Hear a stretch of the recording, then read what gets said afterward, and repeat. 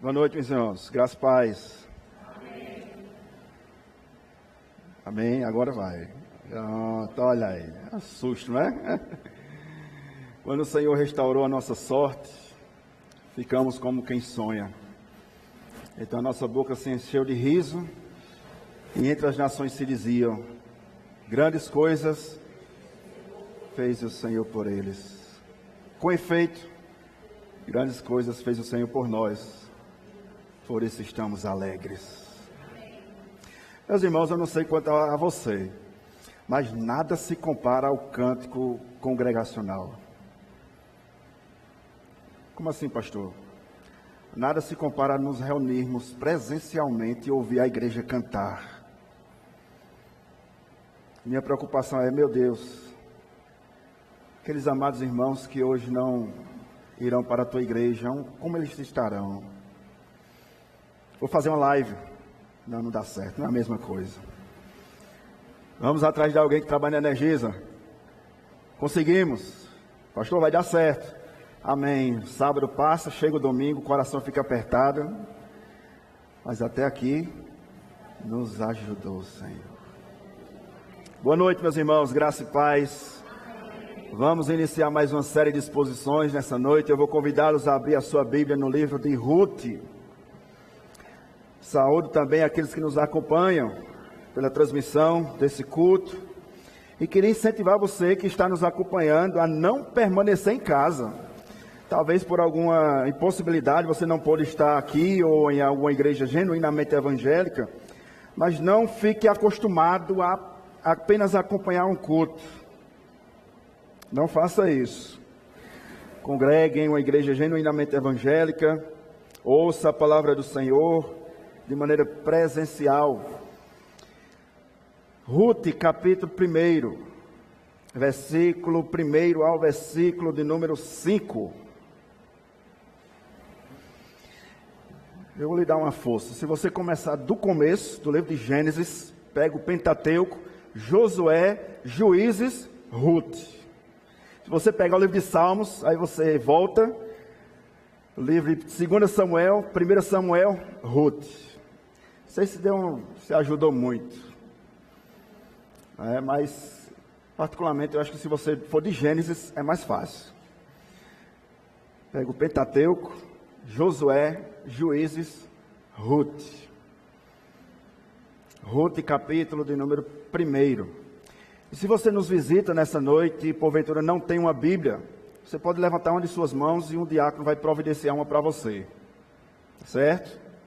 Nós temos algumas Bíblias no gabinete pastoral. E essas Bíblias não é para ficar guardada, é para ser distribuída àqueles que não têm Bíblia. Não fique no smartphone. Eu sei que tem um aplicativo da Bíblia no celular, mas não fique. Ora, vez por outra chega uma mensagem, uma notificação, e aí você se desconcentra. Seja um crente com papel na mão, né? Com a Bíblia Sagrada. Livro de Ruth, capítulo 1, os 5 primeiros versículos. Todos encontraram? Mesmo assentados, mas depois da leitura não fez sua Bíblia. Nós vamos expor de versículo a versículo, como é o nosso costume. E diz assim, meus irmãos, a palavra do Senhor. Nos dias em que julgavam juízes, houve fome na terra, e o homem de Belém de Judá saiu a habitar na terra de Moabe, com sua mulher e seus 2 filhos. Este homem se chamava Elimeleque, e sua mulher Noemi. Os filhos se chamavam Malom e Quilion, efrateus de Belém de Judá. Vieram à terra de Moabe e ficaram ali. Versículo 3. Morreu Elimeleque, marido de Noemi, e ficou ela com seus 2 filhos, os quais casaram com mulheres moabitas. Era o nome de uma Orfa e o nome de outra Ruth, e ficaram ali quase 10 anos. Morreram também ambos, Malom e Quilion, ficando assim a mulher desamparada de seus 2 filhos e de seu marido. Vamos orar, meus irmãos, mais uma vez. Vamos pedir a iluminação do Santo Espírito, a porção da sua palavra. Feche seus olhos, por gentileza, curve sua cabeça.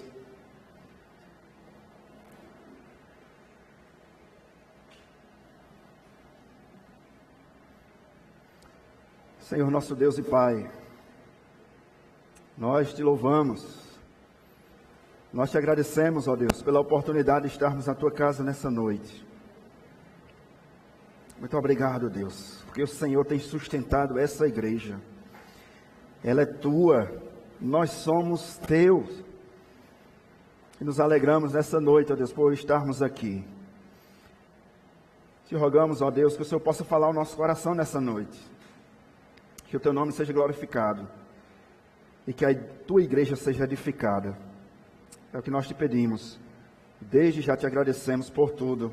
Em nome de Jesus. Amém.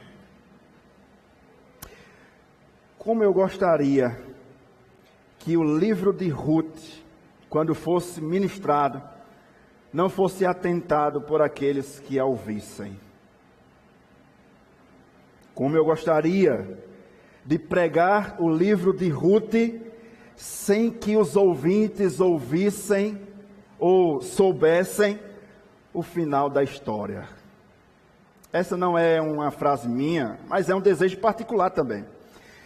Eu inicio essa série de exposições trazendo uma frase do Emílio Garófalo Neto em seu livro falando sobre Ruth. Esse é o desejo que ele tem e é o desejo particularmente meu também.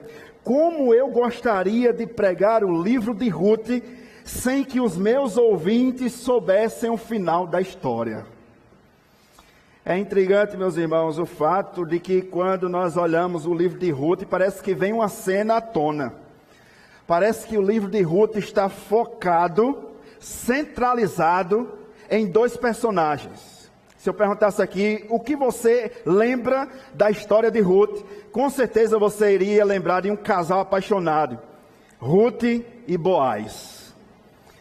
Mas eu queria nessa noite abrir a sua mente e enfatizar o fato de que o livro de Ruth não é uma mera história de um casal apaixonado. Só para os irmãos compreenderem, nesses 5 versículos que nós lemos, há tanto tema que eu poderia tratar nessa noite. Nós poderíamos tratar sobre fome. O texto nos diz que houve fome na terra. Poderia tratar sobre o dever de não sair do meio do povo de Deus. Sair do meio do povo de Deus, ou sair do povo de Deus, é, meus irmãos, arriscado. Eu poderia tratar sobre esse tema. Baseado nesses 5 versículos, eu poderia falar nessa noite sobre o papel da liderança masculina dentro do lar. Elimeleque é essa liderança. Ele sai da sua terra e a sua família acompanha. Para onde ele for, a sua família vai. Eu poderia nessa noite tratar sobre submissão, ou a submissão da esposa, olhando o exemplo de Noemi. Poderia também tratar sobre esses 5 versículos, sobre a honra de filhos para com seus pais. Nós vemos que os pais decidiram sair de sua família, de sua terra, de sua parentela, e nós não vemos aqui os filhos se queixando, ou reclamando, nem murmurando. Nós observamos que os filhos de Elimeleque e de Noemi são filhos que honram aos seus pais. Eu poderia também tratar sobre uma questão importante, sobre o namoro entre crente e não crente. Só nesses 5 versículos. Eu poderia tratar também sobre o luto, sobre a morte. Aliás, o livro de Ruth começa com 3 velórios. Parece uma cena de um filme de terror. Perceba, irmãos, que o livro de Ruth não é centrado na pessoa de Ruth e de Boaz. Nós temos uma vasta gama de temas que nós poderíamos tratar nessa noite. Mas eu escolhi apenas um para iniciar essa série de exposições.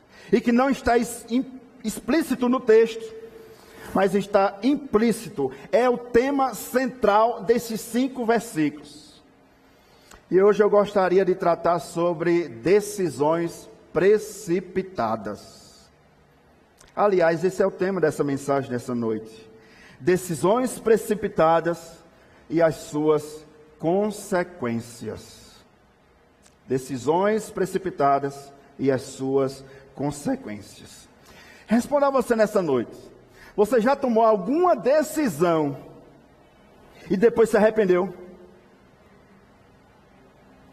Em algum momento da sua vida você decidiu algo que quando você tentou voltar atrás, percebeu que era tarde demais.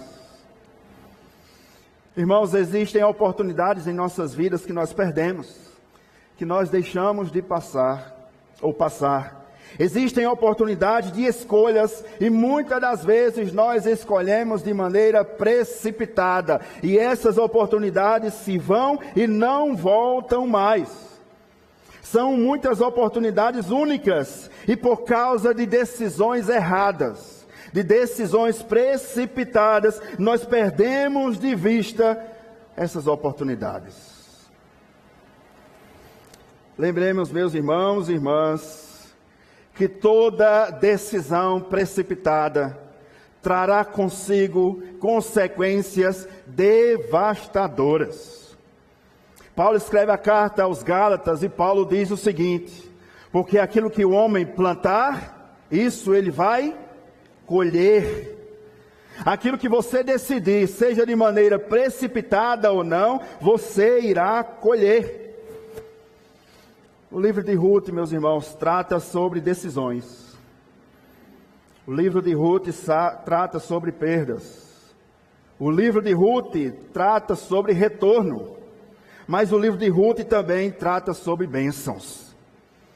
Antes de entrarmos particularmente no texto, permita-me trazer um contexto. Aos irmãos que têm vindo na quinta-feira, vão lembrar das 5 perguntas. Quem escreveu? Quando escreveu? Para quem escreveu? Por que escreveu? Pois bem, nós estamos aqui provavelmente entre o ano 1000 e 1200 antes de Cristo. O texto nos diz que nós estamos aqui no período dos juízes, que é basicamente nesse período, entre 1000 e 1200 anos antes de Cristo. Nós não sabemos quem escreveu o livro de Ruth. A maioria dos comentaristas são unânimes em afirmar que provavelmente tenha sido o profeta Samuel. Mas por que Samuel teria escrito? Se você adiantar algumas páginas da sua Bíblia, eu vou convidá-los a irem comigo no capítulo de número 4 de Ruth. Deixe sua Bíblia aberta, por gentileza. Capítulo 4, versículo 21 e um versículo de número 22. Olha o que nos diz a palavra do Senhor. Salmão gerou a Boaz. Boaz gerou a Obed gerou a Jessé.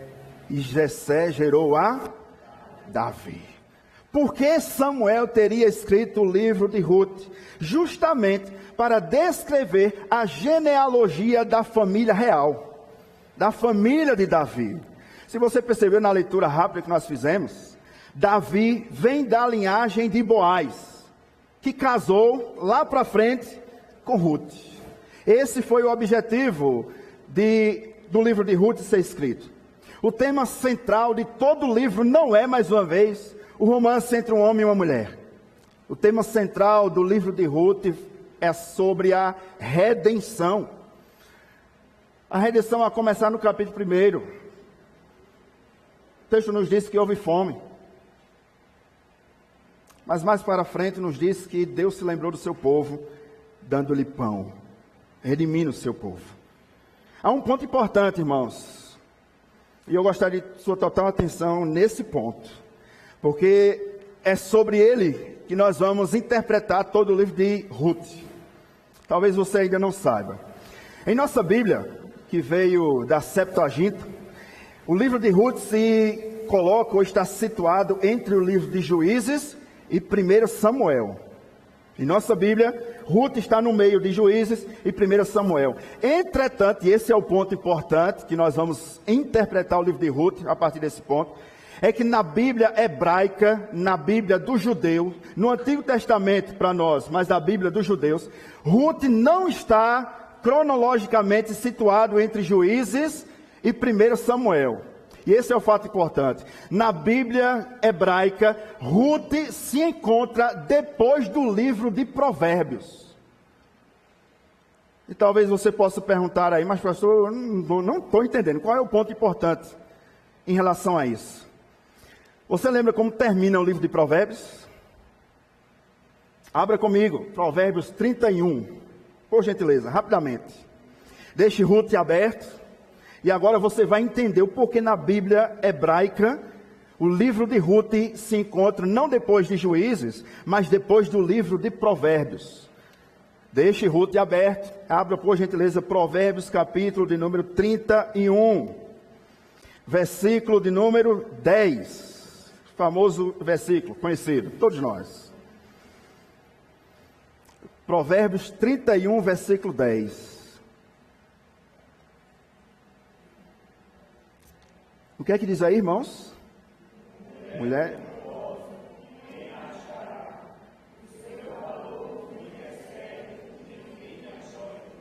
Por muitas vezes eu preguei sobre a mulher virtuosa.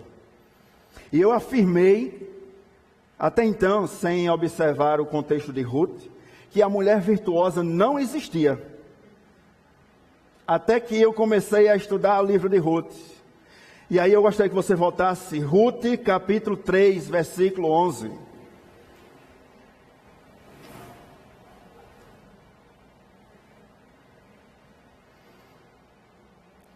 Capítulo 3 de Ruth, versículo de número 11.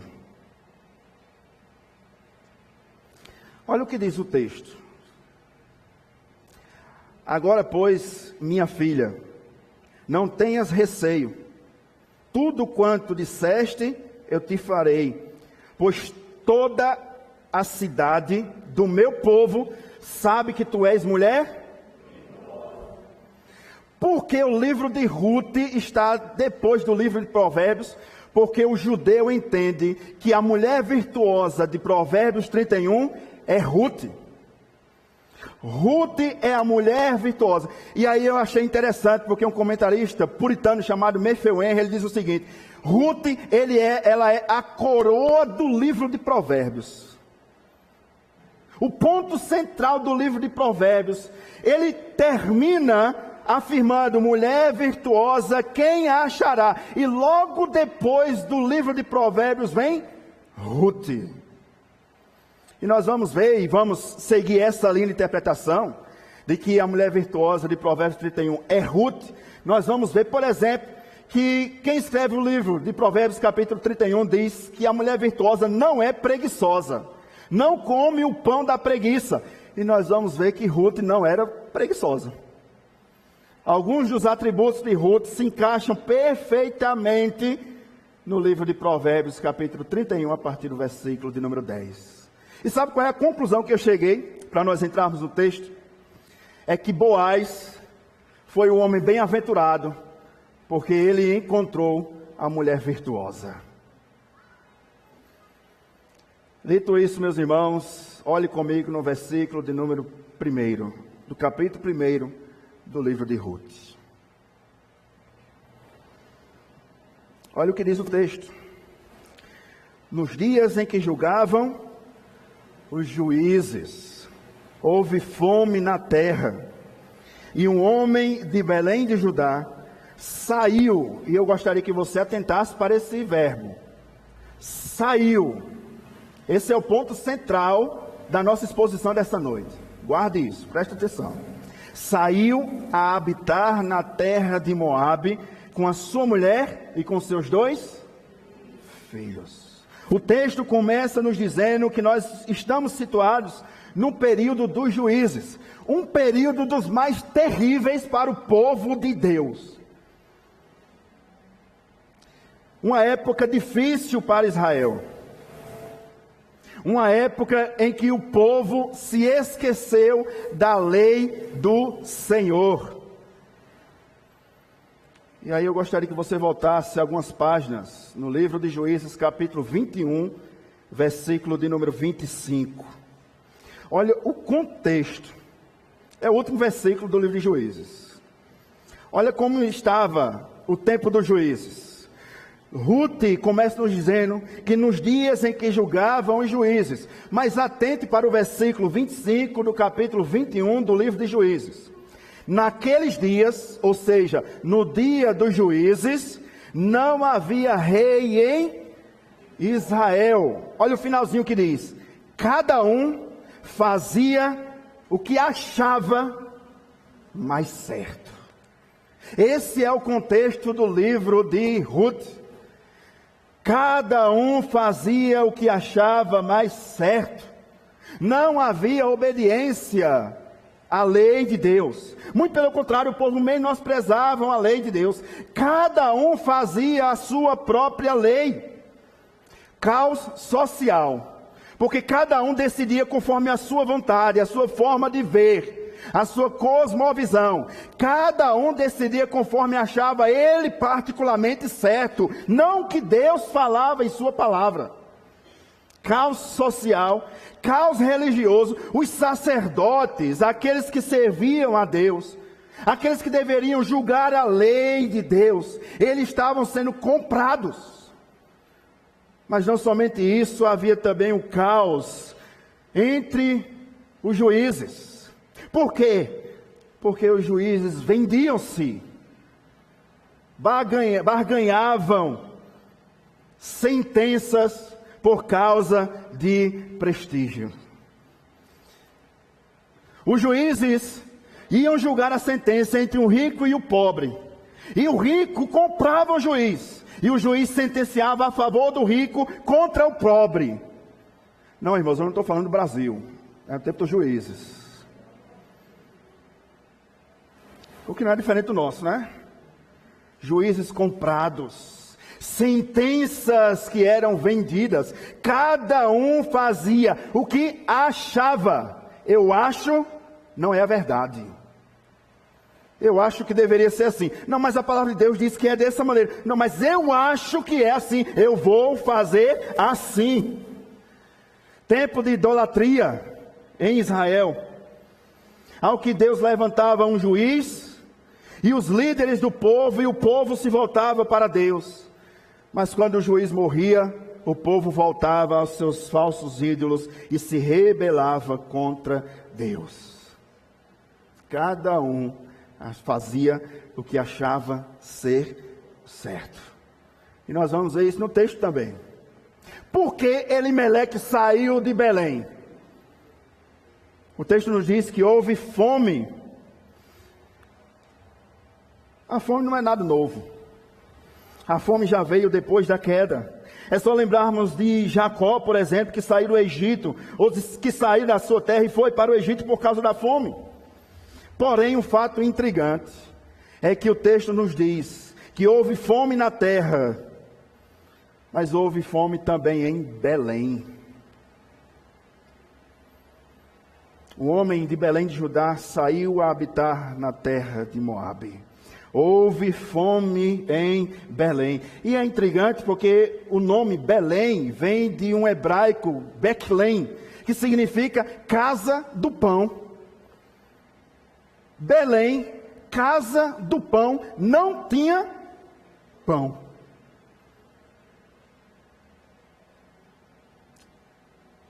Ou seja, meus irmãos, em Belém, que era conhecido por produzir uvas, trigo, a agricultura, na criação de animais, não tinha pão.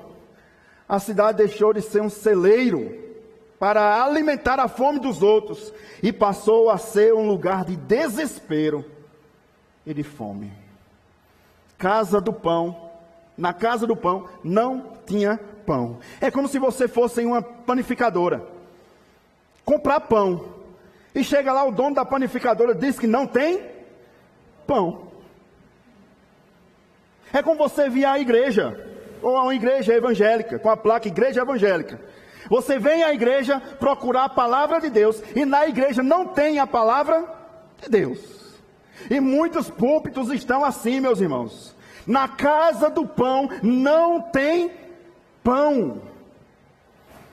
Esse é o fato intrigante, porque em Belém, casa do pão, não tinha pão. O que tinha era fome. Mas o texto continua nos dizendo que um homem de Belém de Judá, e esse é o ponto importante. Olhe novamente o texto.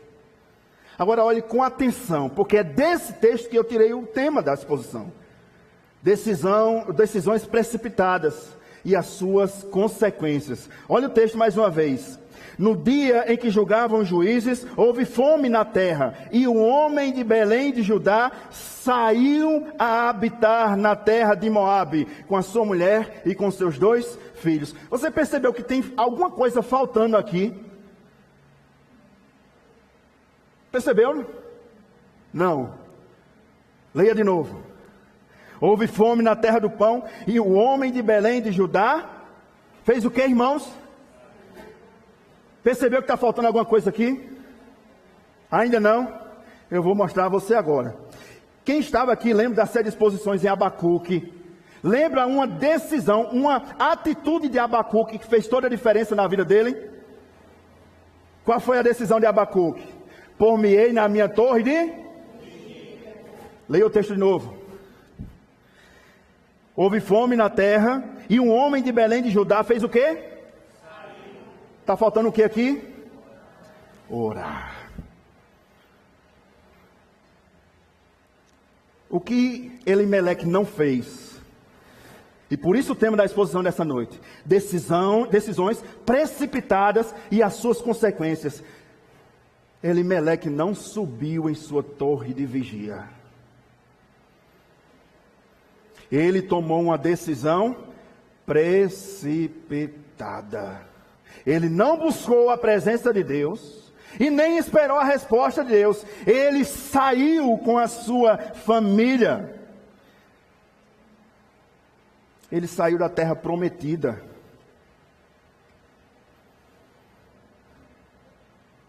Meus irmãos, esse é o ponto da nossa exposição dessa noite. Elimeleque não consultou a Deus. Ele tomou a sua casa, fez a sua mudança e saiu. Essa foi a decisão precipitada. Perceba. Ele não saiu porque ele estava passando fome. Como é que eu posso afirmar isso? Olhe comigo o versículo 21 do capítulo 1. Só a parte A. Olha o que Noemi responde quando ela volta. E aí é a exposição para as próximas semanas. Versículo 1, a parte A. Ditosa eu? Ele não saiu porque ele estava com fome. Ele não saiu porque a sua família estava com fome. Pelo contrário, eles saíram com muitos bens. Mas o medo da fome chegar na sua casa fez com que Elimeleque tomasse uma decisão precipitada. E aí eu achei interessante. Você sabe o que significa a palavra preocupação? 2 junções. Ou a junção de 2 terminologias. Preocupação. Você não está ocupado, mas você já se preocupa. A ocupação ainda vem João Pessoa, mas você já está se descabelando. Você já está perdendo o sono. Você já está perdendo a fome. Você já está tomando decisões precipitadas. Nem chegou a fome na casa de Elimeleque e ele já fez a mala e foi embora. Saiu ditosa. Ou seja, não estava passando fome. A fome era na terra, mas ainda não tinha chegado na casa de Elimeleque. Qual deveria ter sido a atitude de Elimeleque então? Tem fome na terra, vamos orar. Mas qual foi a atitude de Elimeleque? Tem fome na terra, prepara as malas, vamos embora. Elimeleque não poderia dizer aquilo que Paulo, lá na frente, séculos depois, escreve na carta aos Filipenses, capítulo 4, versículo 11 ao versículo 13, diz, presta atenção, digo isto não por necessidade, porque aprendi a contentar-me com o que tenho. Elimeleque não poderia falar isso. Não, isso não. Sei estar abatido, diz Paulo, e sei também ter em abundância. De toda maneira e em todas as coisas estou instruído, tanto em fartura como em ter fome, tanto em ter abundância como em passar necessidade. Elimeleque não poderia dizer, Filipenses capítulo 4, versículo 13, posso todas as coisas naquele que me fortalece. Elimeleque não. Posso todas as coisas, Elimeleque, no meu bolso.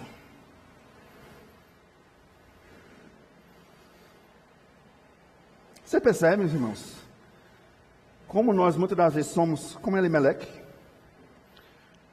Tomamos decisões precipitadas sem buscar a presença de Deus, sem subir em nossa torre de vigia e sem aguardar. Eu espero que, se você ainda não recebeu a sua resposta, eu espero que você esteja com Abacuque lá na sua torre de vigia. Qual é a lição, meus irmãos? Não tome nenhuma decisão precipitada. Por que Elimeleque saiu? Porque no tempo dos juízes, cada um fazia o que achava ser o certo. Decisão precipitada. Mefeuem, mais uma vez, diz o seguinte: nós não podemos julgar demais também Elimeleque.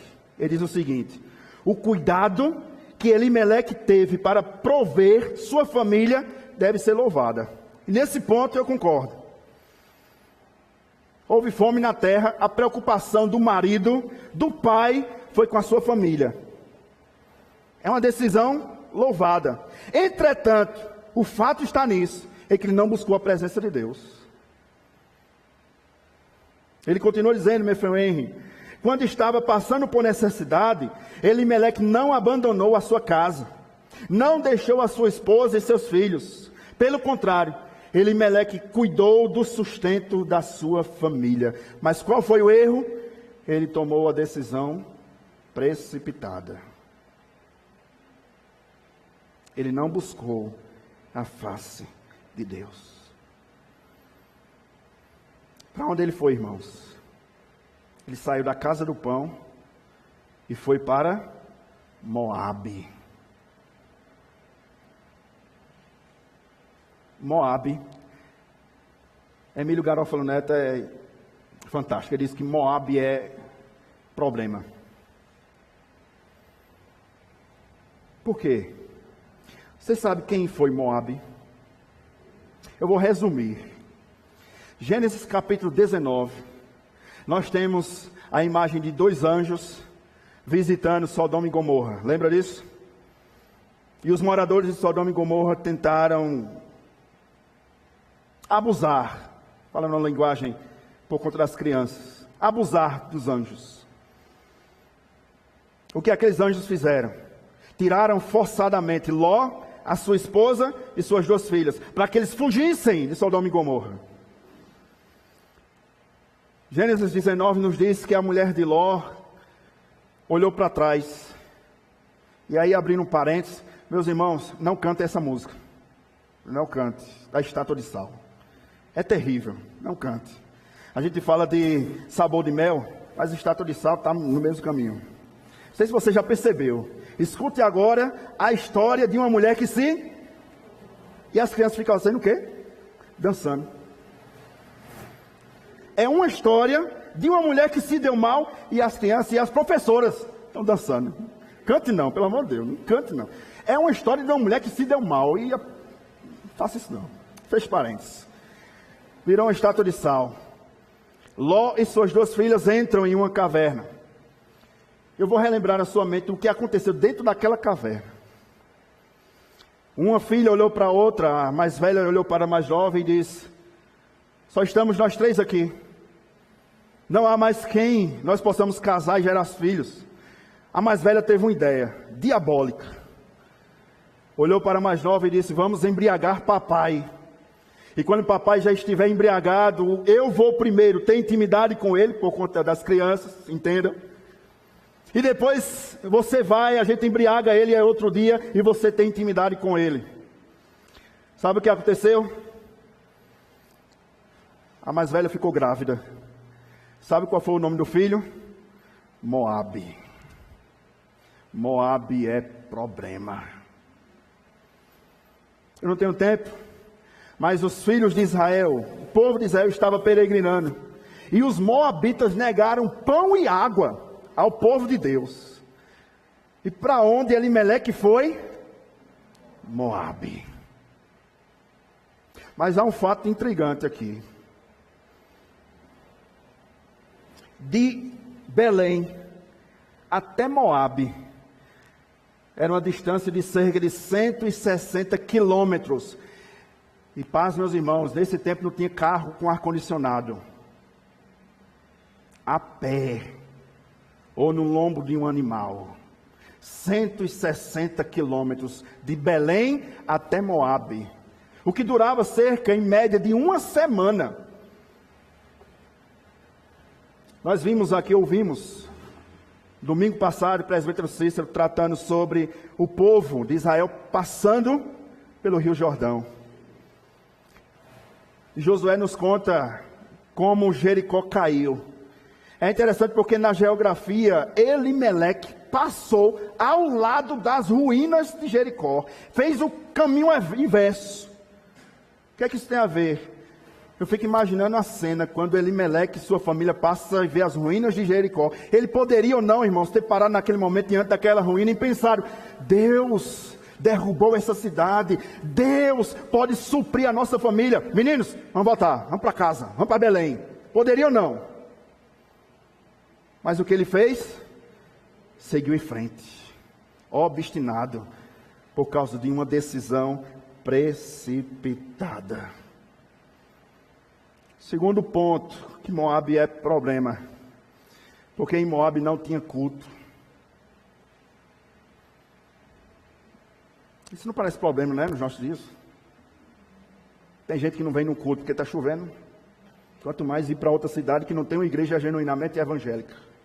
A última coisa que nós procuramos saber é se tem uma igreja genuinamente evangélica. Para onde nós vamos? Em Moabe não tinha culto. Em Moabe não tinha sacrifícios. Falei no início da ministração. Irmão, se hoje não tivesse culto, meu coração ia estar apertado demais. Mas Elimeleque não se preocupava com culto. Vamos para Moabe, porque em Moabe tem pão. Olha que pensamento. Em Moabe tem pão, mesmo que seja longe de Deus. Mesmo que seja longe do povo de Deus. Mesmo que seja longe dos sacrifícios. Moabe, Elimeleque poderia pensar nisso. A minha família nunca mais vem ao templo, porque em Moabe não tem templo. Nós nunca mais iremos sacrificar a Deus, porque em Moabe não tem lugar de sacrifício ao Deus de Israel. Em Moabe não tinha um pastor que ficava pegando o seu pé quando você não vem no culto e manda mensagem, sentir sua falta. Em Moabe não tinha. Eu não sei se isso é bom ou se é ruim. Mas em Moabe não tinha. Irmãos, os irmãos estão compreendendo? Em Moabe não tinha culto de oração. E no culto de oração nós temos vindo, irmãos, e orado pelos pedidos de oração. Os irmãos estão compreendendo? Em Moabe não tinha um WhatsApp para ele pedir oração.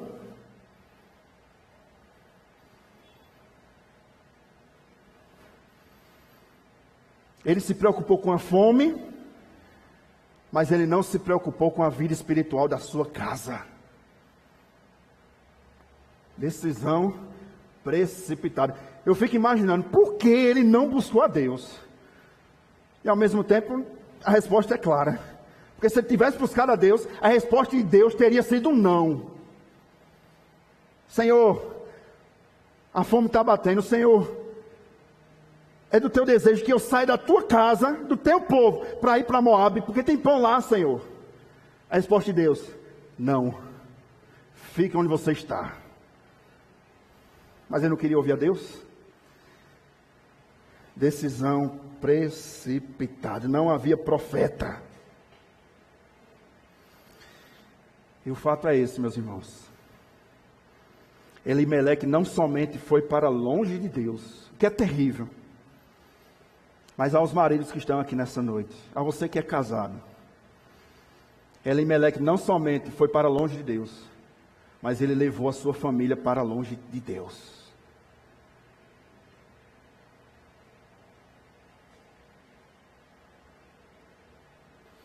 E aí, irmãos e irmãs, surgem duas perguntas. Como nós reagimos quando as crises aumentam?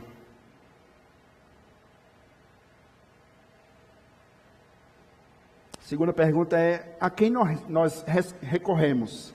A quem nós buscamos auxílio quando a angústia da alma aperta o nosso coração. Nós somos iguais a Elimeleque.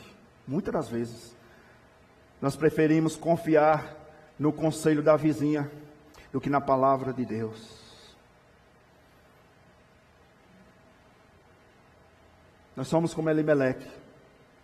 Confiamos mais no profeta ungido que revela o futuro do que na palavra revelada. Sejamos sinceros. Quantas decisões você e eu já não tomamos sem buscar a presença de Deus? Quantas?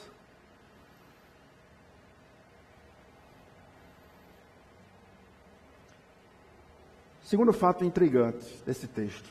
Olha o versículo do número 2.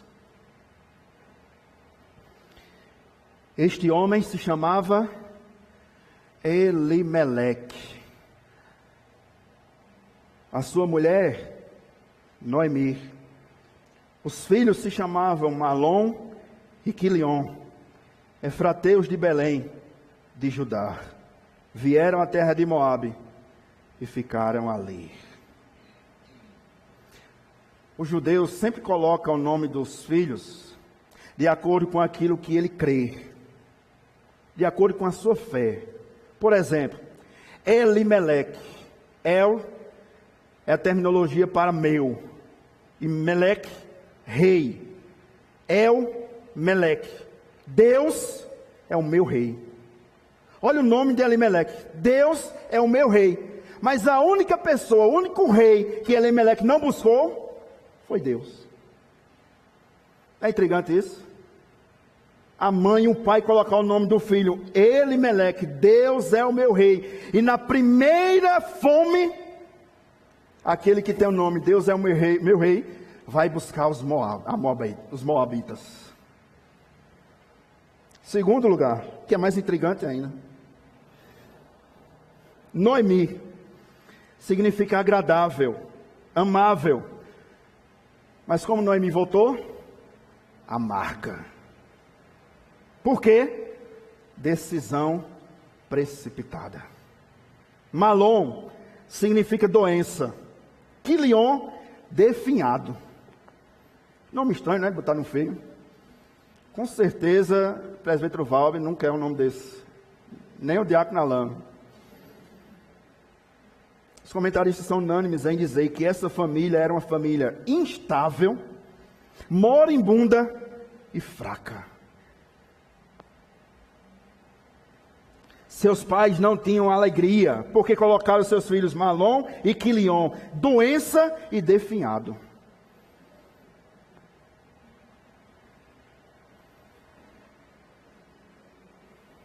É intrigante que nós vemos aqui. Lembra daqueles temas que eu falei no início? Tanto tema que a gente poderia tratar aqui. Um marido, cabeça do lar, sacerdote da sua casa, que fez o papel oposto. Levou a sua família para longe da presença de Deus. Noemi, submissa, conduziu os seus filhos, guiando o seu marido para longe da presença de Deus. E os seus filhos, honrando papai e honrando mamãe, vamos para longe da presença de Deus.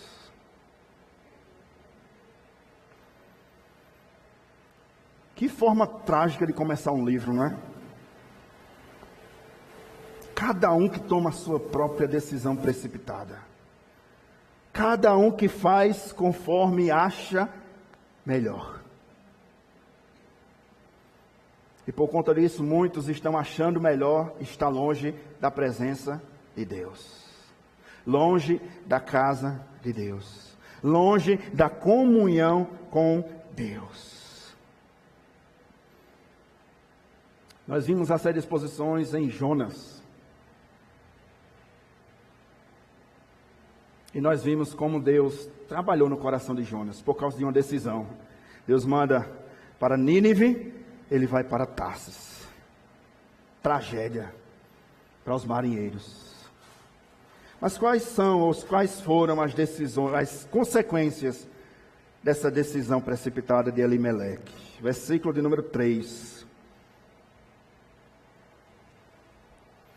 Versículo 3 diz o seguinte: morreu Elimeleque. Morreu aquele que afirmava: Deus é o meu rei. Morreu o provedor da casa.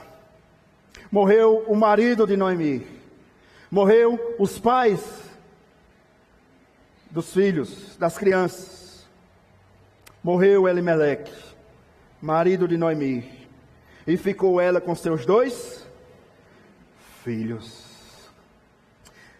Perceba, irmãos, que todas as vezes que nós tomamos alguma decisão precipitada, ao invés das coisas melhorarem, elas só pioram.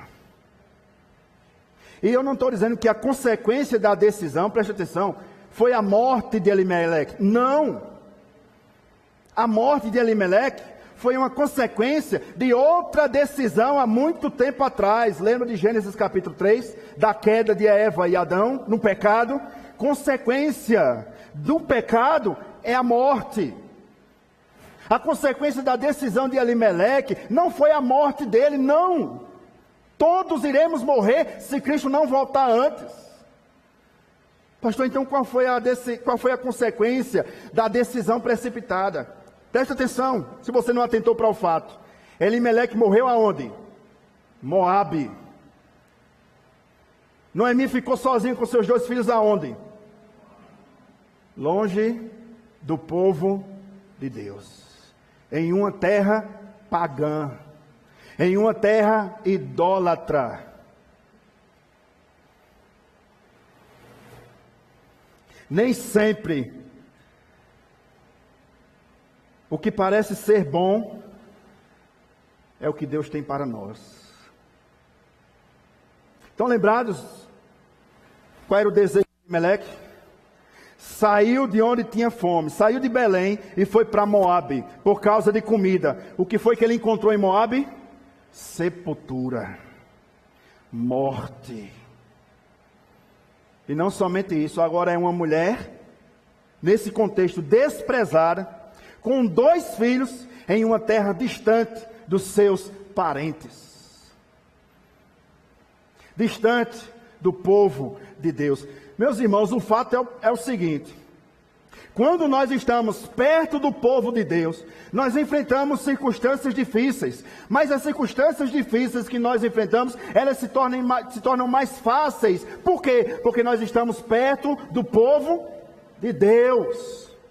Quando você precisa de oração, basta você mandar lá no grupo da igreja: ore por mim, irmãos. Mas em Moabe ele estava longe, numa terra estranha, com um povo que não era o seu povo, longe de sua parentela, longe de sua família.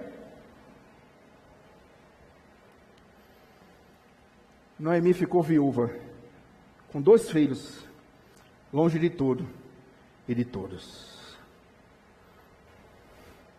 Qual é a lição que eu tiro aqui, meus irmãos? É que nem sempre o mais fácil, o mais prático e o mais rápido é o melhor. Eu vou repetir. Nem sempre o mais rápido, o mais fácil e o mais prático é o melhor. Nem sempre.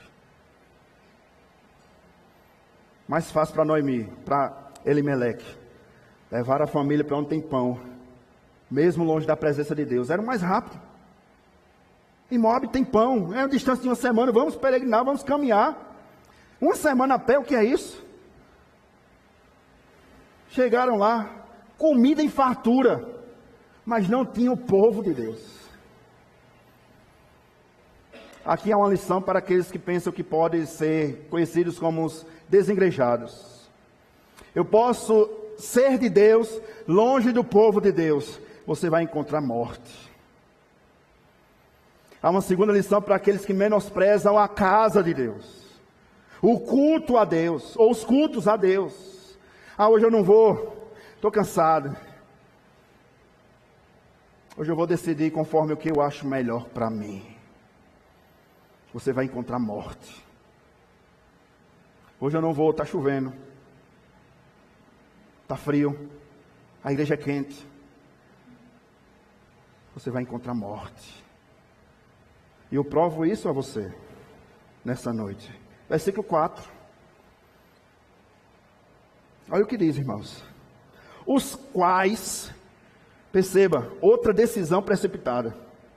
Os quais casaram com mulheres. Você lembra que eu falei, segundo Emílio Garofalo Neto, que Moabe é problema? Se Moabe é problema, imagina as moabitas.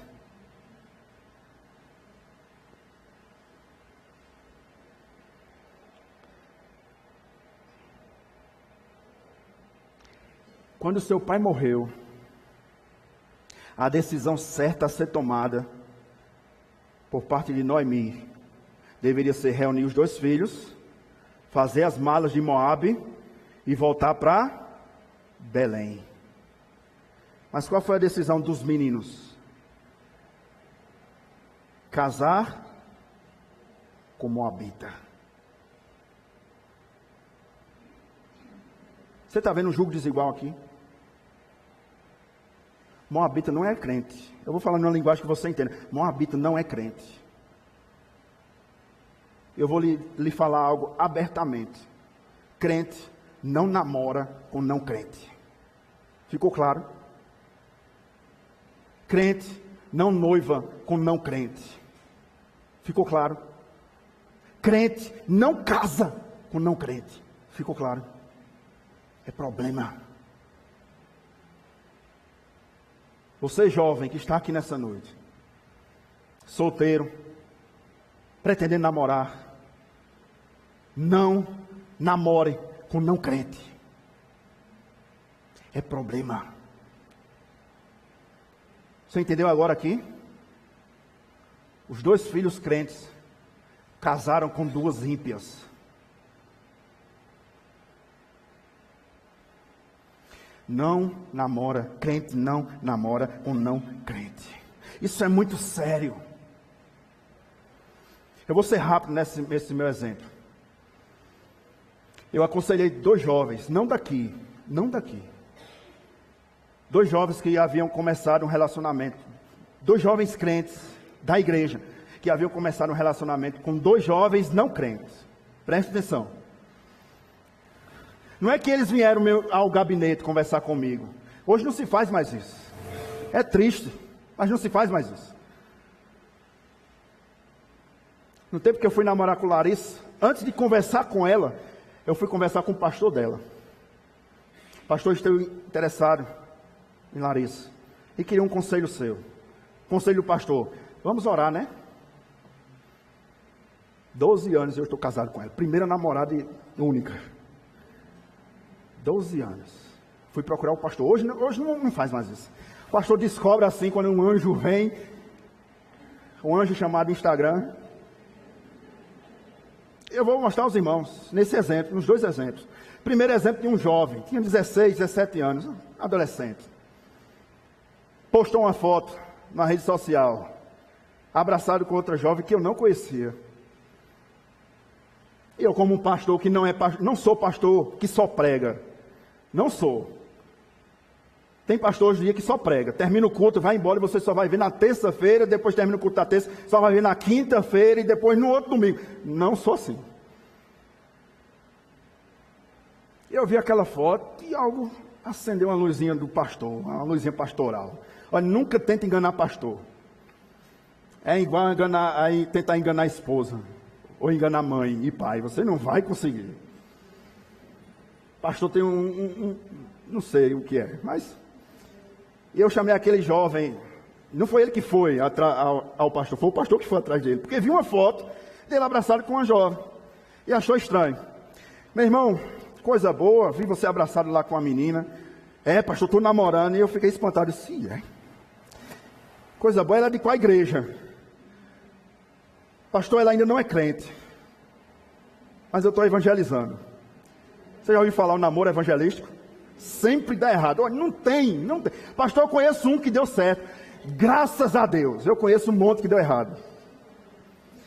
Meu irmão, não dá certo. Olha, não é nada contra a pessoa da menina. Eu não tenho nada contra ela, nem conheço ela. Mas é porque não dá certo. A Bíblia diz que é julgo desigual, luz e trevas não se unem. Não dá certo, meu irmão. Você vai ter dor de cabeça. Pastor, eu sei o que eu estou fazendo.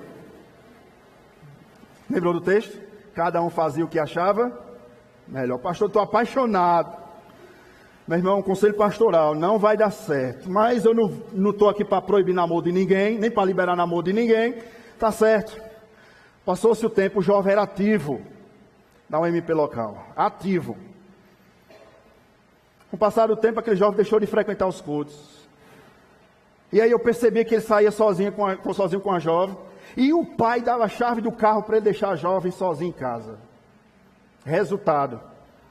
O rapaz desapareceu da igreja. Quando eu fui procurar, ele tinha intimidade com a jovem dentro do carro. E a menina estava grávida.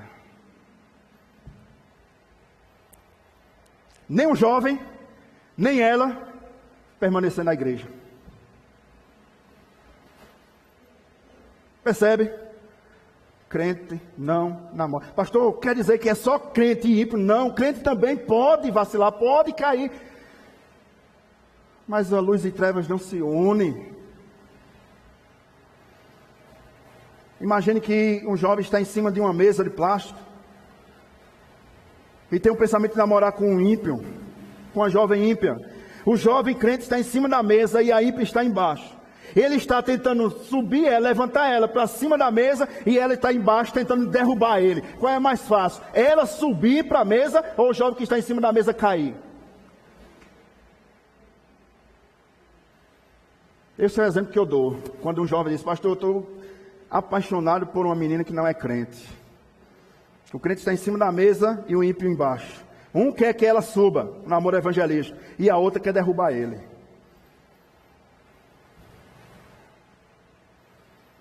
Decisões precipitadas. Deveria ter voltado para casa, mas preferiu continuar em Moabe e casar com Moabita. Segundo lugar, o texto nos diz, finalzinho do versículo 4. Ficaram ali quase 10 anos.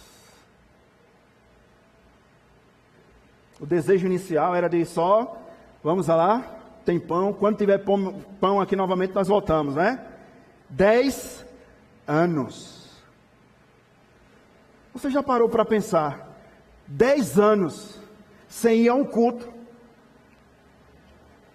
Lembra que eu disse, Moab não tem culto?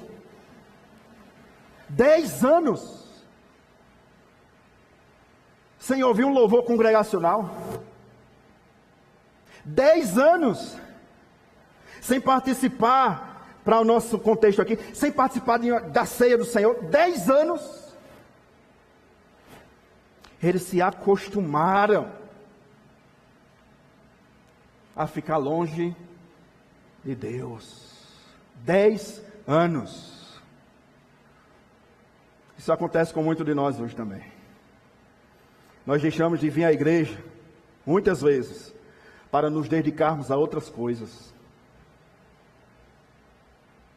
Nós deixamos de vir à igreja para estudar mais para um concurso público. Aí quando eu passar, pastor, no concurso eu volto. 10 anos. Pastor, deixa as crianças crescer, pastor, tão pequenas. Quando as crianças crescerem, aí eu volto. Pastor, eu estou muito atarefado agora. Mas faça o seguinte, pastor. Quando eu estiver mais livre, aí eu volto.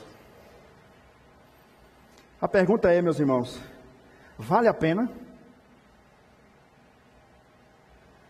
Vale a pena a você vir à igreja somente no domingo de ceia? Será que vale a pena negligenciar a sua vida de oração e de leitura da palavra por outras tarefas? Vale a pena?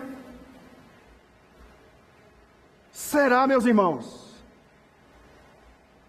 E aí nós vamos nos acostumando. E é bem provável que esse tipo de pessoa, que dá esse tipo de desculpa para não se engajar na obra de Deus, para não vir aos cultos, é bem provável que nunca mais volte. É bem provável que nunca mais se acostume a vir ao culto. E só vier quando der. Quando der eu vou. Quando eu puder eu vou. Sabe por quê, meus irmãos? Porque é mais fácil sair do caminho e permanecer longe de Deus do que voltar. É mais fácil sair e permanecer longe dos caminhos de Deus do que voltar. O que aconteceu com essa casa? Versículo 5, e eu finalizo. Percebeu que há muita coisa aqui? Olha o que diz o versículo 5. Morreu também ambos, Malom e Quilion, ficando assim a mulher desamparada de seus 2 filhos e de seu marido. Meus irmãos, enterrar um marido deve ser doloroso. Mas enterrar um marido e os seus únicos filhos, eu não consigo nem imaginar. Porque ainda que você enterre o seu marido, os seus filhos estão ali do seu lado. Não é assim? Estão lhe apoiando, estão lhe ajudando. E você não está só.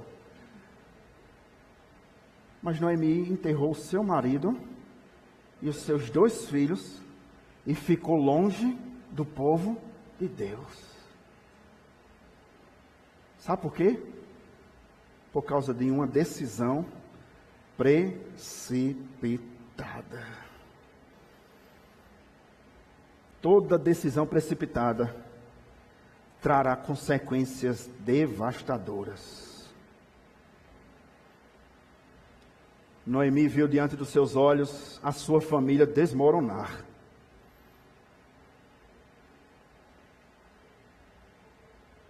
Meus irmãos,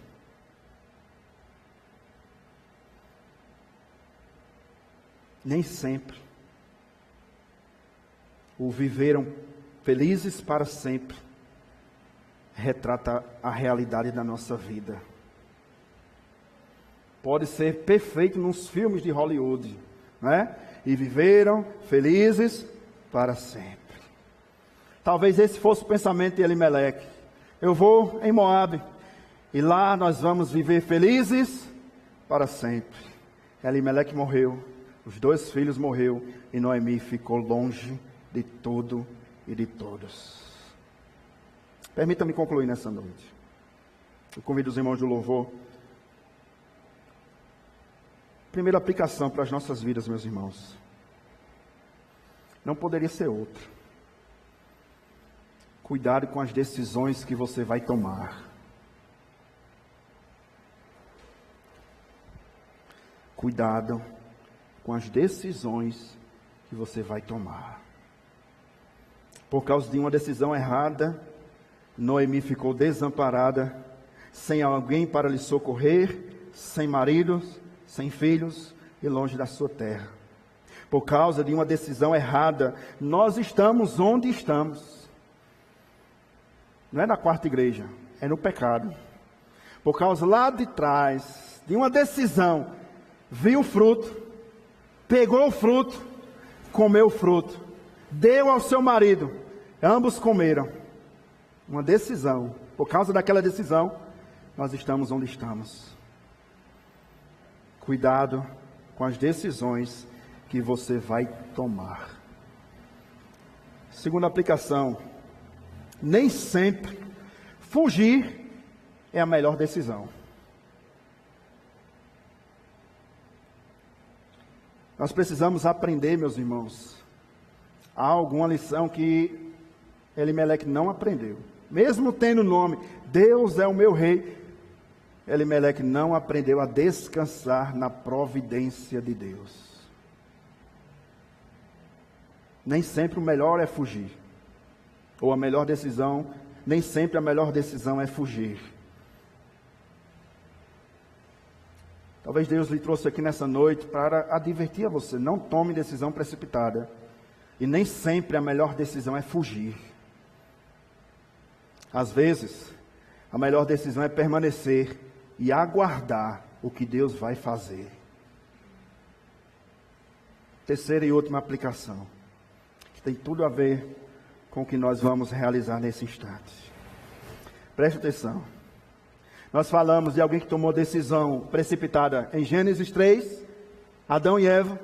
Nós vimos nessa noite, o início dessa série de exposições, como Elimeleque tomou uma decisão precipitada e trouxe a devastidão, a devastação em toda a sua casa, toda a sua família.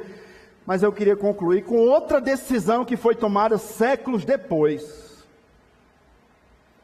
de um descendente de Ruth, que também tomou uma decisão e morreu. Mas não foi uma decisão precipitada. Ele sabia o que estava fazendo. Ele não era Ruth, não era Elimeleque.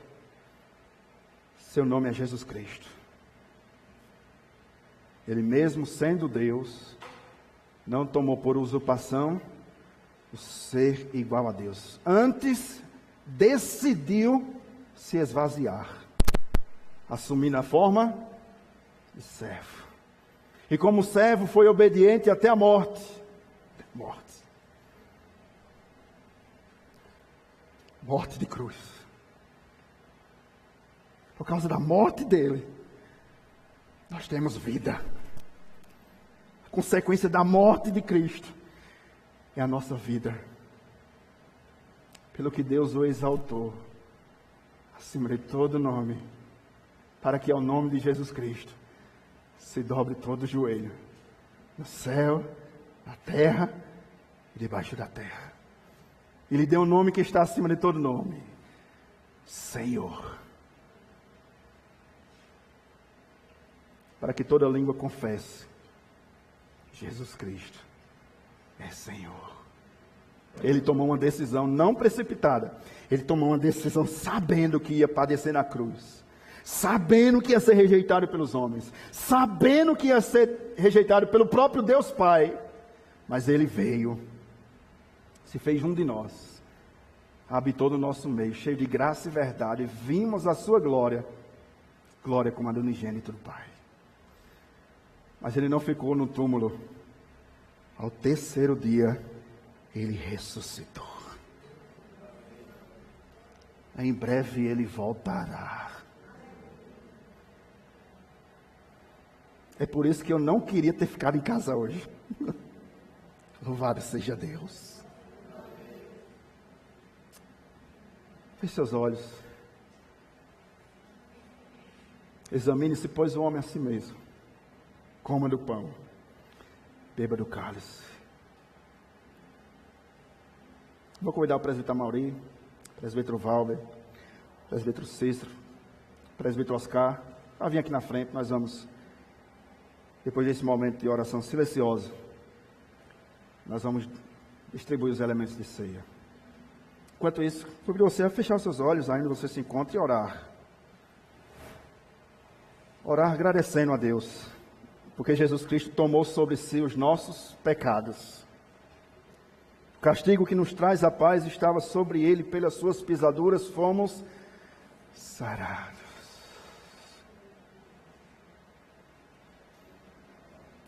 Oremos, irmãos, por um instante. Depois eu vou pedir ao presbítero Mauri para vir fazer uma oração audível ao Senhor, agradecendo por causa da decisão dele, da morte dele, da ressurreição e do perdão dos nossos pecados. Vamos orar por um instante.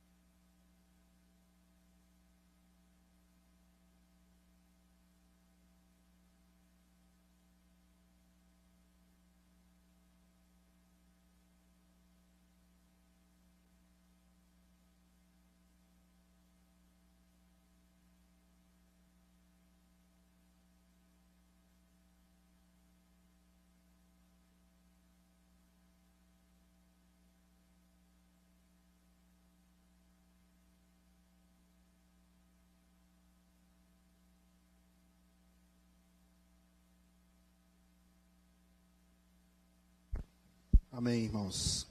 Queria dar apenas algumas instruções em relação à mesa do Senhor. Nós entendemos, meus irmãos, que essa mesa, ela não é a mesa do conselho da quarta igreja. Ela não é a mesa da quarta igreja. Apesar de ser de vidro, comprado e adquirido pela quarta igreja, a mesa é do Senhor. Nós estamos aqui reunidos para nos banquetearmos, relembrando nessa noite que Ele decidiu pagar o preço pelo seu e pelo meu pecado. Então nós gostaríamos de deixar claro, todo e qualquer membro de uma igreja genuinamente evangélica, que você esteja em paz com a sua igreja local, com a liderança da sua igreja local e com o seu Deus, e já participou do batismo, a igreja evangélica bíblica, você é o nosso convidado a participar dessa mesa. Façamos isso não com tristeza, mas como foi horário nesse instante, com alegria. Porque não foi você que decidiu ir até Ele. Não fostes vós quem me amaste primeiro. Foi eu. Eu vos amei primeiro. Então que nós possamos participar desse banquete com essa alegria. Com a gratidão, como foi orado nessa noite. Com essa alegria e essa gratidão em nosso coração. Segundo lugar, o pão e o suco de uva, o vinho, permanecem pão e vinho, respectivamente. Nós não acreditamos que isso vai se transformar literalmente no corpo e no sangue de Cristo. É um simbolismo daquilo que Ele fez e daquilo que Ele prometeu, de que um dia nós estaremos celebrando a ceia com Ele, o que será infinitamente melhor do que celebrar a ceia com o pastor, mas é com Ele. Então, o pão continua sendo pão e o vinho continua sendo vinho. Terceira orientação: aqueles que nos visitam e que ainda não fez seu batismo ou não é membro de alguma igreja genuinamente evangélica, nós temos a classe de catecúmenos, de discipulado, sendo quase encerrada no domingo pela manhã. Se Deus permitir, mês de julho nós encerramos. Mas se você deseja participar na mesa do Senhor, nos procure ao final do culto. Nós estaremos instruindo como deve ser o procedimento para você também ser engajado na classe de discipulado. Participemos, meus irmãos, com alegria, com gratidão em nosso coração. Os presbíteros estarão passando com o primeiro elemento, com o pão, e você pega o pão, ou você recebe o pão, e você aguarda um momento para que nós possamos participar desse momento, desse banquete, todos juntos. Ok? Os irmãos do louvor estarão entoando mais um cântico ao Senhor nosso Deus.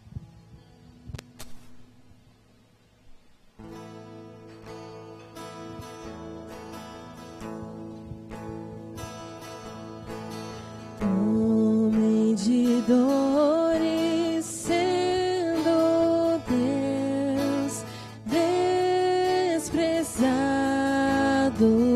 foi, a ira santa suportou, justiça sim nos deu. Em silêncio suportou o desprezo e dor. Faça, Pai, o teu querer, sozinho ali morreu. Oh, com rude cruz Deus tomou, sim, meu pecado expiou. Sempre cantarei aleluia, honra e glória a Jesus. Deus o Pai, Deus o Pai se enviou seu Filho pra morrer, nos redimiu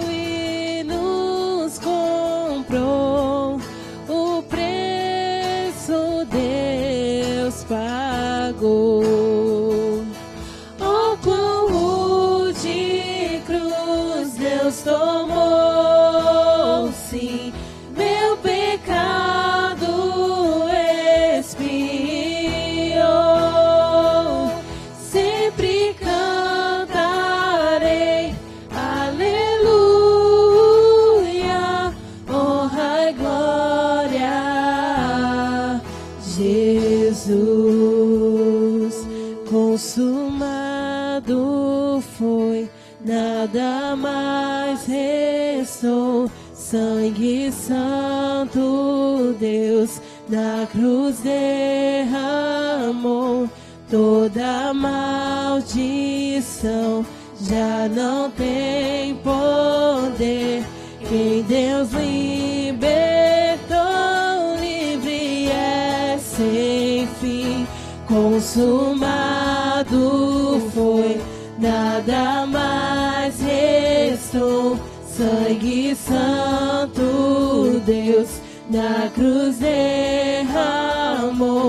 Toda maldição já não tem poder. Quem Deus libertou. Ó com rude cruz, só a igreja. Ó com rude cruz, Deus tomou, sim. Meu pecado expirou. Sempre cantarei, aleluia, honra e glória, Jesus. E enquanto comiam, nos diz o Evangelho de Mateus, capítulo 26, versículo 26. Tomou Jesus um pão e, abençoando, partiu e deu a seus discípulos, dizendo: tomai e comei, isto é o meu corpo. Participemos, meus irmãos, do primeiro elemento, nesse instante.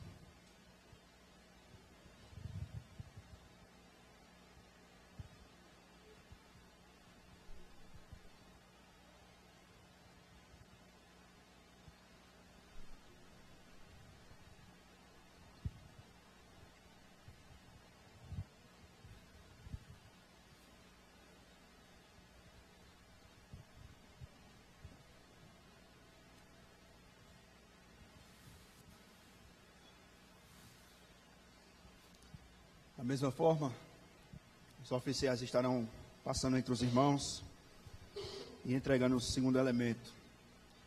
Mais uma vez, como nós fizemos com o primeiro elemento, que nós possamos fazer também com esse segundo, receber e aguardar para que possamos participar todos juntos.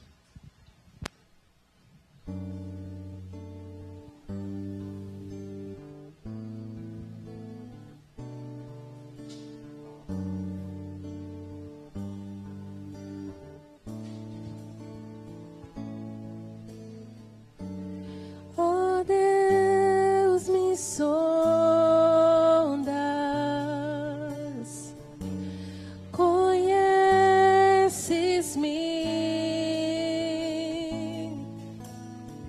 mesmo quando falho, eu sei, me amas. Estás presente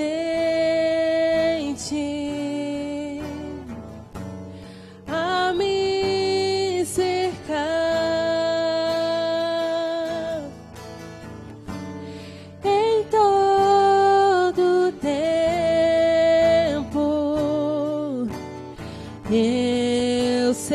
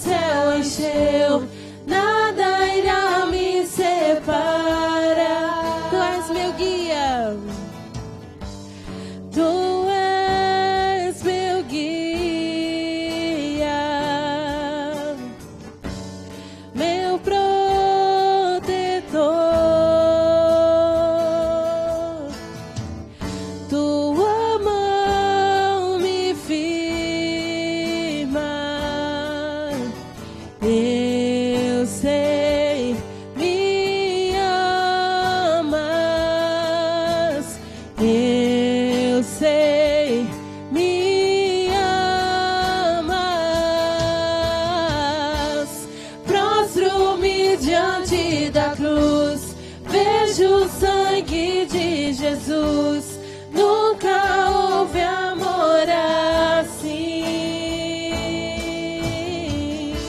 Sobre a morte já venceu, sua glória o céu encheu, nada irá me separar. Prostro-me, só a igreja.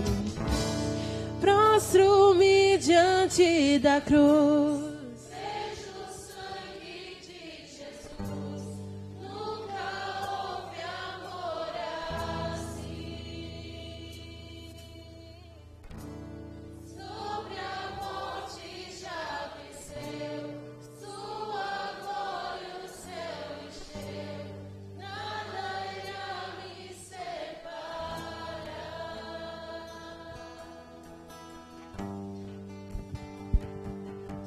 A seguir, versículo 27 do capítulo 26 do Evangelho de Mateus. Tomou um cálice e, tendo dado graças, deu aos discípulos, dizendo: bebei dele todos, porque isto é o meu sangue, o sangue da nova aliança, derramado em favor de muitos, para a remissão de pecados. Vou convidar os irmãos a ficarmos de pé, nesse instante, como forma de comunhão. Você possa trocar o cálice com a pessoa que está aí do seu lado, e logo depois nós podemos participar.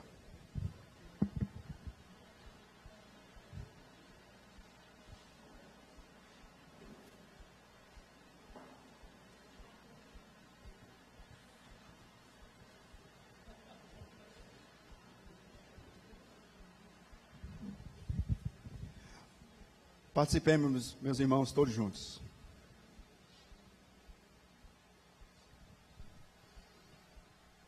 Versículo 30, e tendo cantado o hino, saíram para o Monte das Oliveiras. Nós vamos louvar ao Senhor. Os irmãos podem deixar o cálice no banco. Depois da oração, encerrando o culto, os diáconos estarão recolhendo os cálices. Louvemos ao Senhor, meus irmãos.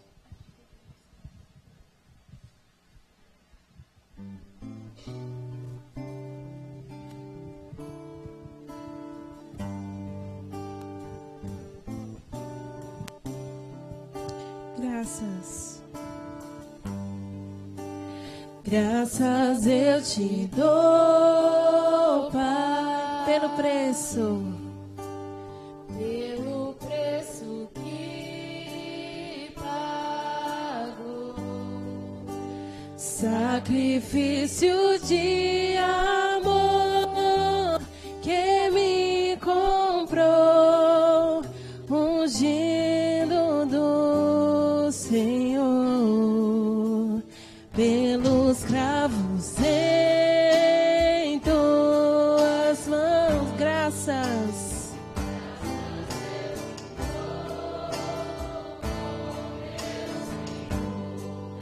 Lavou minha mente e coração, me deu perdão, restaurou minha comunhão.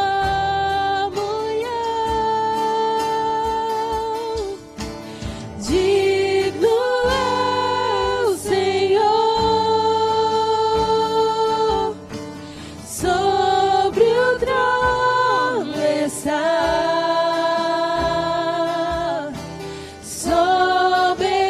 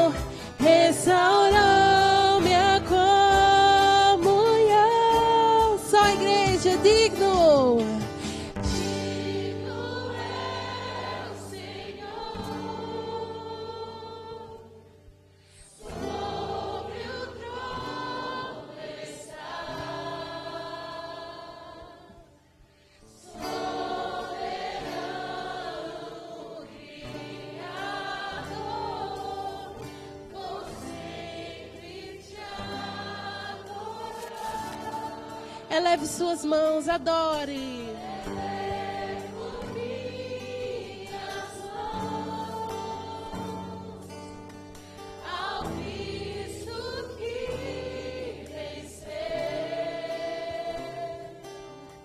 Cordeiro de Deus morreu por mim, mas ressuscitou.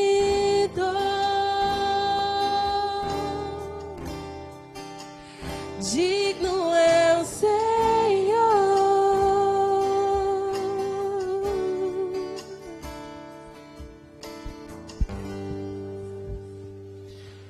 Senhor, soberano Deus, nós nos alegramos, Senhor, nos alegramos profundamente por podermos estar aqui na Tua casa, Senhor, por podermos exaltar o Teu nome, podermos cantar hinos de louvor ao Teu nome, Senhor, por poder escutar a Tua santa voz que cura a nossa alma, Senhor, que nos restaurou e que dia após dia nos transforma, Senhor, como homens vigorosos, Senhor, no Teu Evangelho, meu Pai.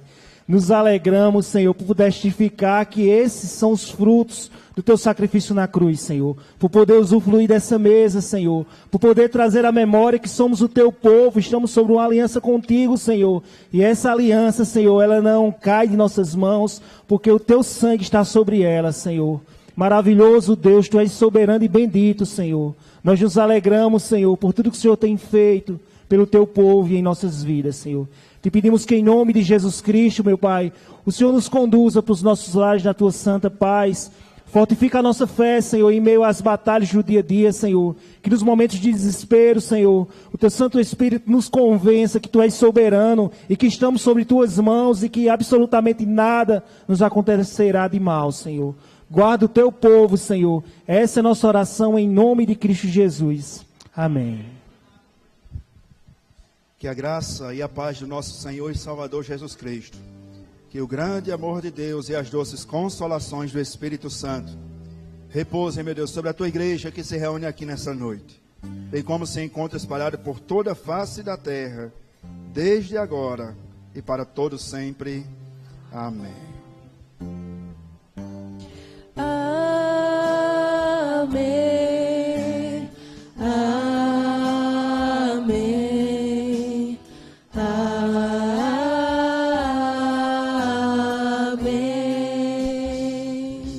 Amém. Os irmãos podem sentar, tem alguns avisos breves. Os diáconos vão estar recolhendo os cálices, não se preocupe. Queridos, antes de trazer os avisos, gostaríamos de conhecer aqueles que nos visitam nessa noite. Então, eu gostaria que ficasse de pé mais uma vez, só quem está nos visitando. Nós temos uma saudação aos irmãos que nos visitam nessa noite. Não? Todos de casa? Amém, graças a Deus, né? Está lá atrás. Que fica rapidamente, é só uma saudação que nós temos. Nós não vamos cantar música, não se preocupe. Aqui, amém. Rapidamente, só queremos conhecer quem nos visita nessa noite. Amém. De casa ali. Olha que ficou em pé. Amém. O visitante. Vamos saudar os visitantes, meus irmãos, nessa noite. Sejam bem-vindos em nome do Senhor Jesus. Deus abençoe cada um de vocês, é uma alegria tê-los conosco. Pode sentar. Glória a Deus. Irmãos, amanhã à noite, 19 horas, pontual. Irmãos, amanhã, 19 horas, haverá plenária da SAF, tá certo? Seria sexta, mas por providência de Deus, nós entendemos assim, não é? Nada acontece por acaso, provisão de Deus, Deus sabe o que faz, e nós confiamos nele. Não pôde haver a plenária, que foi remarcada para amanhã, 19 horas, plenária da SAF. As sócias estão convidadas a estarem aqui, tá certo? Terça-feira, culto de oração. Vocês têm a imagem aí? Do missionário? Não? Certo. Terça-feira, irmãos, nós vamos estar recebendo em nossa igreja o reverendo Leonardo Bessa, tá certo? E a sua esposa, Célia de Jesus, tá certo? Pastor, quem são eles? Eles são missionários da APMT. Pronto, pastor, agora foi que complicou. APMT. Agência Presbiteriana de Missões Transculturais. Eles são um casal de missionários que estão há cerca de 15 anos trabalhando com o povo do islamismo, tá certo? Eles estão aqui no Brasil por algumas questões de saúde, alguns exames que eles têm que fazer de rotina, né? Estão aqui no Brasil para realizar esses exames e vão nos dar graça. Próxima terça-feira, ele vai estar trazendo a mensagem no culto de oração e vai trazer um pouco das notícias do campo missionário, transculturais, tá certo? Então, eu queria motivar, encorajar os irmãos a estarem aqui próxima terça-feira no culto de oração. Nós vamos orar e nós vamos também ouvir os relatos bíblicos. E orar, quem sabe Deus levanta um jovem aqui, né? Vai trabalhar lá com os muçulmanos, aquele povo lá, os terroristas, quem sabe, vontade de Deus, está aqui quem envia, tá certo? Mas venha, tá ok? Próxima terça-feira, vem ouvir. Às vezes nós estamos tão olhando para nós, né? Para nosso Moab, né? Que a gente sai de Belém e vai para Moab só olhando a nossa casa e a gente esquece de outros. Então venha próxima terça-feira, 19h30, reverendo Leonardo vai estar aqui. Já tem a confirmação da presença de alguns pastores que também vão estar aqui próxima terça-feira, tá certo? Então convido os irmãos a estarem aqui. Tá ok? Como eu falei terça-feira passada, aqueles irmãos que frequentam o culto de oração, lembra aí de um cafezinho, de um chá, de trazer um... O que mais diz aí, Cícero? Cuscuz, um cuscuz, tá certo? Mas venha, só para a gente ter um coffee break depois do culto, tá certo? Conversar, tirar selfie com o missionário, conversar um pouco sobre missões. Quarta-feira, culto de oração, da SAF, 15 horas.